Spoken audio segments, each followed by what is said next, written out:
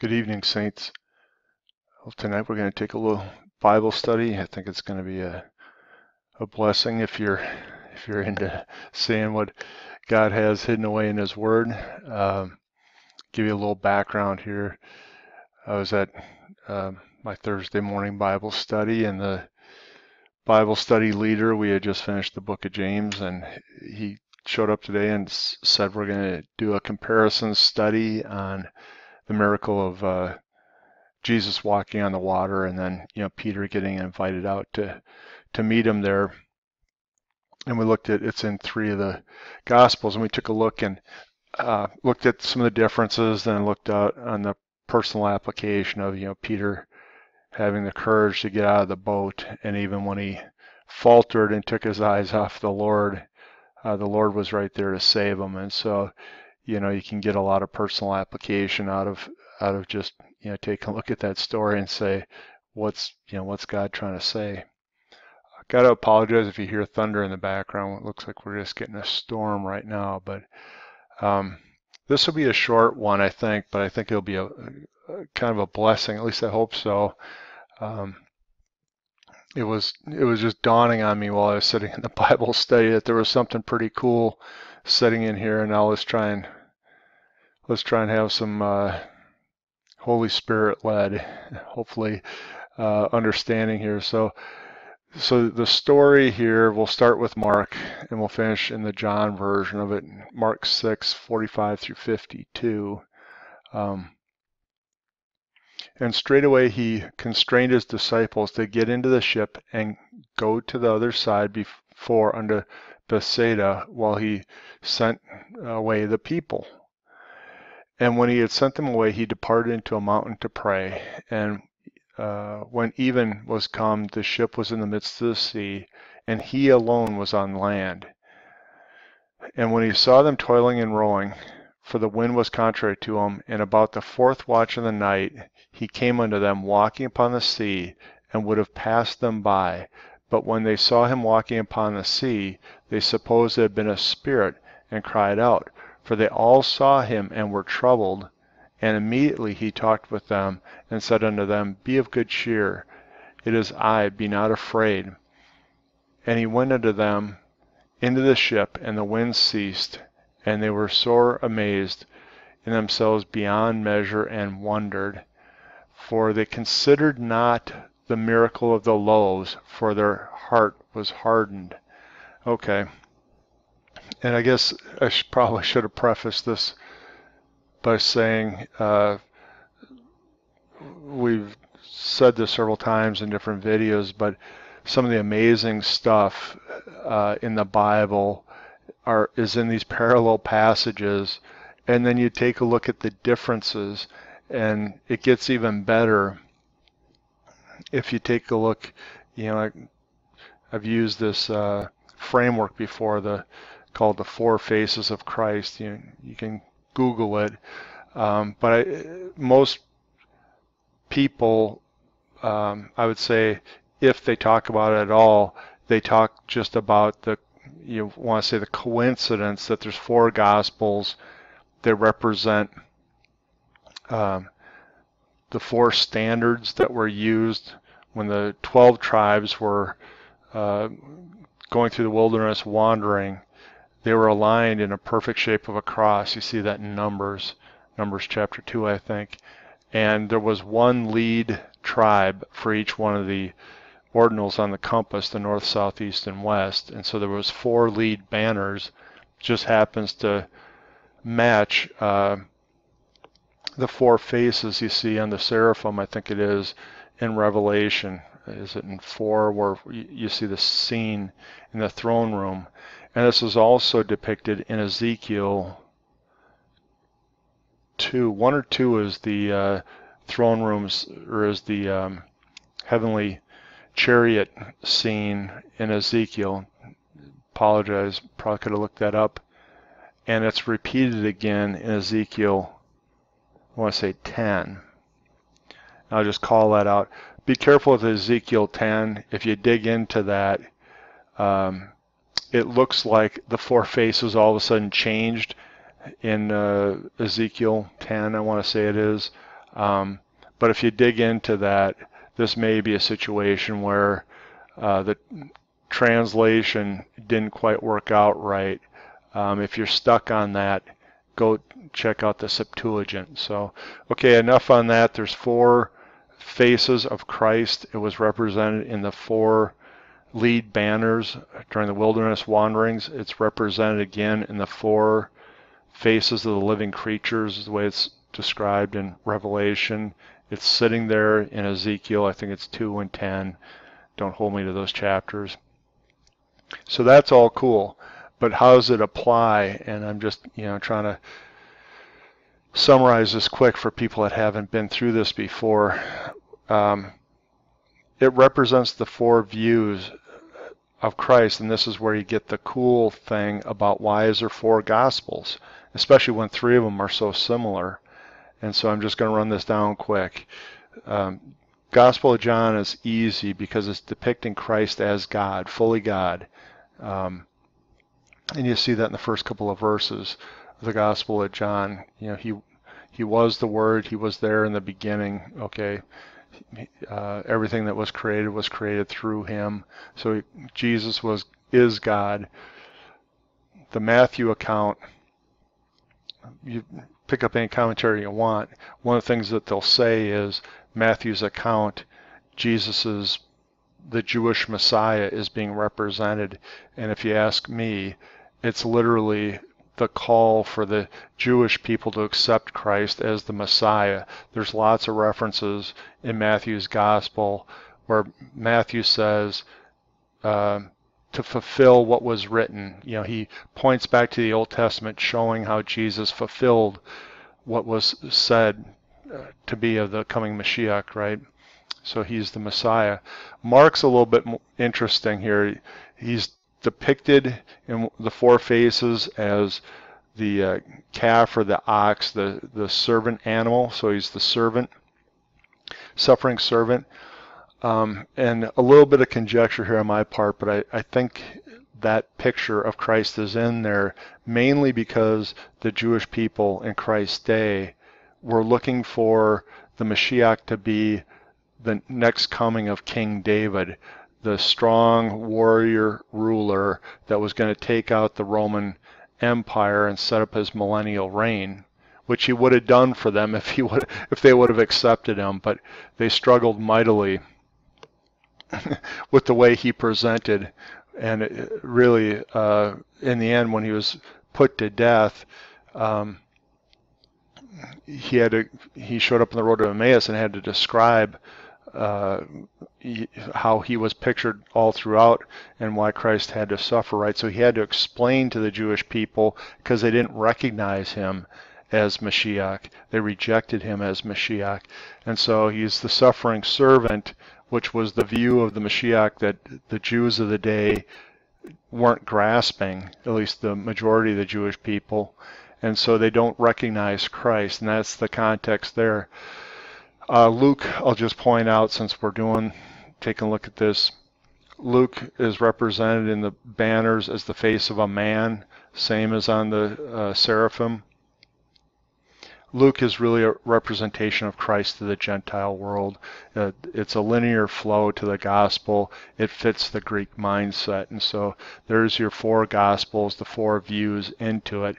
And now as we start taking a look here at Mark, what were some of the interesting things? I'm just going to point out a couple of things here as we compare them and then draw us to a close. So one of the things that struck me, and I'm not able to make doctrine of this, but this is curious to me, that he comes in the 4th watch of the night. And so you're right before dawn there, but here in Mark, the 4th watch of the night cometh unto them, walking upon the sea. Now I'll just note, and I'm not studied up on this, but people that are looking at the blood moons, some people have noticed that they're evenly spaced, and is Jesus leading us to something with the blood moons, the 4 blood moons in the tetrad? Is that analogous to the 4 watches of the night? And are we seeing something? So first thing I'll just mention here is that they see him come at the 4th watch of the night. And I was sitting there in the Bible study, the wheels are spinning, and I'm like, whoa, does this have something to do with the second coming of Christ? You know, ding, ding, ding.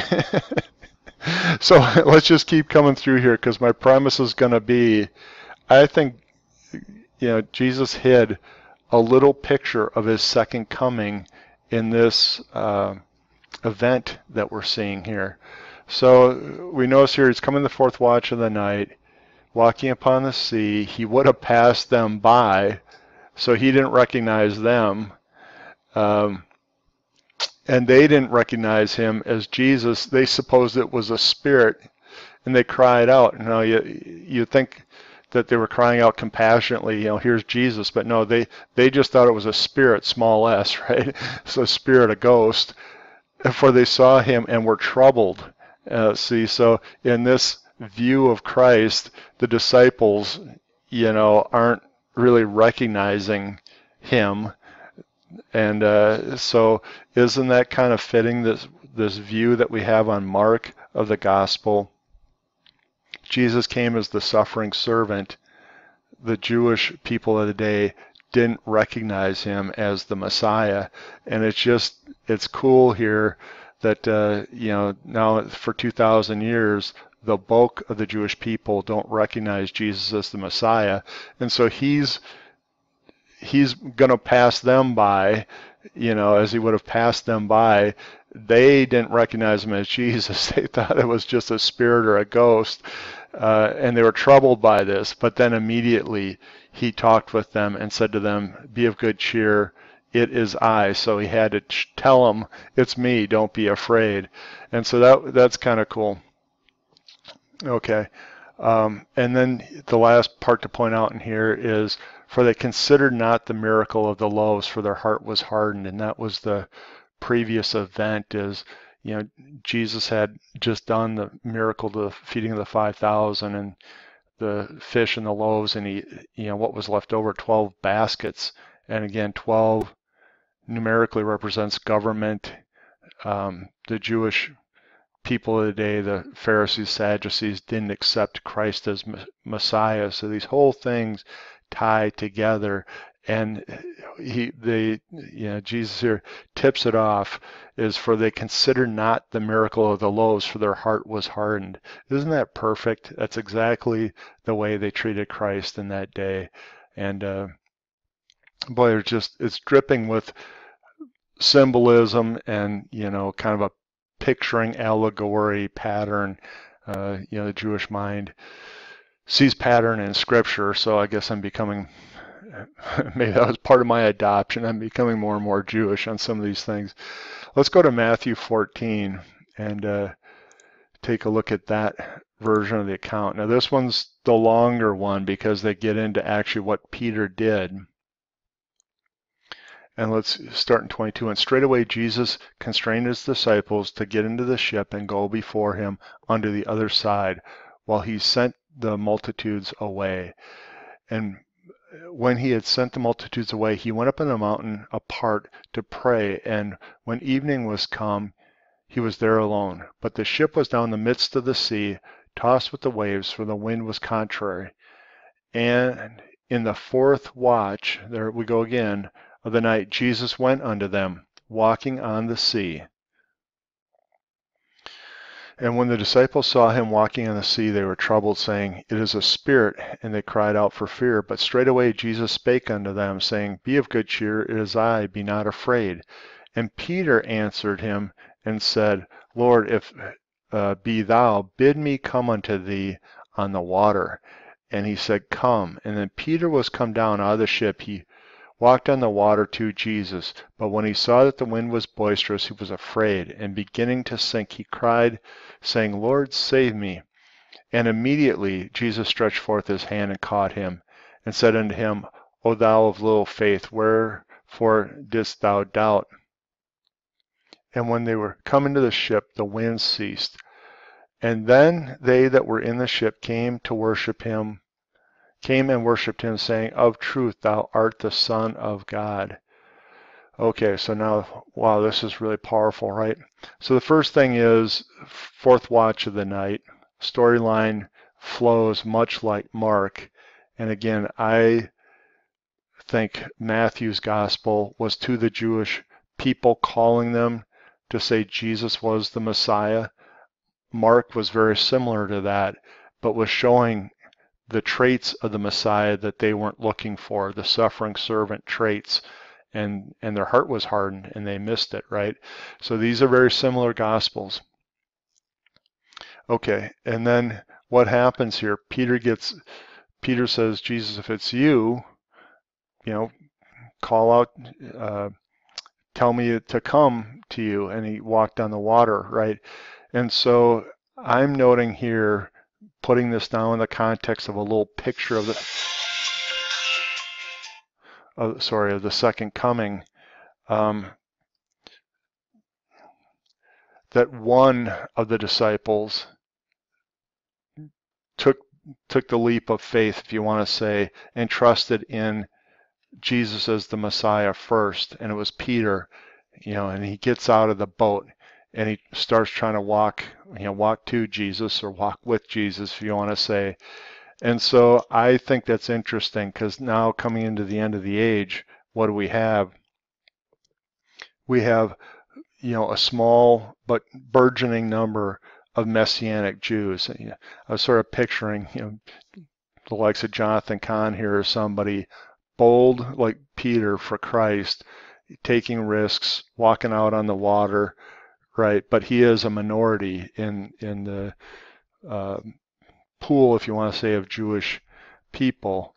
And so before Jesus got to him, before the second coming, here's a Jewish person that recognizes Christ, puts his faith in him, and goes out to walk on the water. Isn't that cool? Now here's the real cool thing, is the way this ends. At least I'm fired up on this stuff. So how does it end? Jesus then gets into the boat, and the wind ceases. So obviously that blows their minds, right? Then they that were in the ship came and worshipped him, saying, "Of truth, thou art the Son of God." Boom. So there you go. They recognize Christ during the second coming. They recognize Christ and they worship him, and isn't that just cool? That's how it's going to go down, saints. They reject Christ, all of them, but a very small number reject Christ before his second coming. But then as he comes, the disciples here recognize him, see him as the Son of God, and they worship him. Isn't that great? Okay, we'll finish now with John 6. I just love this stuff. 16 to 21. Okay. And when even was now come, his disciples went down into the sea, and entered into a ship, and went over the sea toward Capernaum. And it was now dark, and Jesus was not come to them. And the sea arose by reason of a great wind that blew. So when they had rowed about 25 or 30 furlongs, they see Jesus walking on the sea, and drawing nigh unto the ship, and they were afraid. But he said unto them, "It is I, be not afraid." Then they willingly received him into the ship, and immediately the ship was at the land whither they went. Okay, so this is a short version of them. A couple of things to note, though. The watch of the night was not mentioned. So of course I did a word search on that watch just to see where else does it show up. And it's just curious, because, okay, if John's gospel is picturing Jesus as God, they don't know at what watch of the night he's coming. Isn't that the way it is for, in a pre-trib rapture scenario? We don't know, when Christ is going to come. It's the doctrine of imminence, right? It's just great.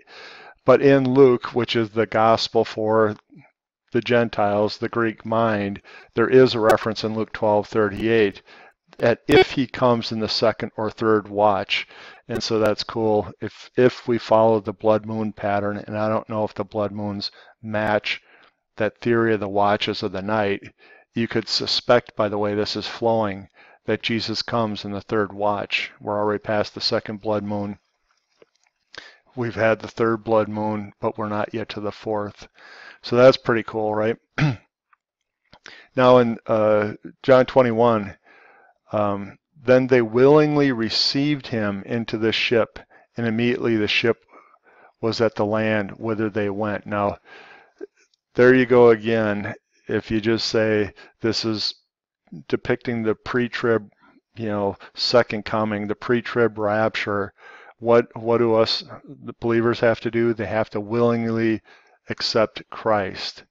So unlike sort of the painted picture up here in Mark, where they just supposed they had saw a spirit and Jesus didn't recognize them and they didn't recognize him, down here they willingly received him, and immediately the ship was at land. And I'll just end there, saints, because if you look, I looked in the footnotes of my Bible and it's in Bible study.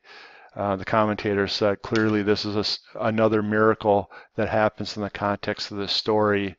Literally, they were halfway across the Sea of Galilee, and after Jesus gets into the ship, a second miracle occurs. Boom, they're instantly at the other side. And doesn't that depict the rapture, saints? Isn't that cool?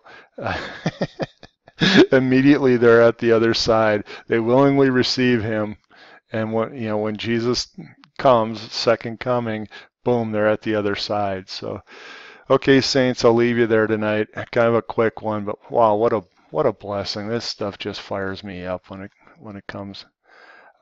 Keep looking up, saints. Our redemption draws nigh.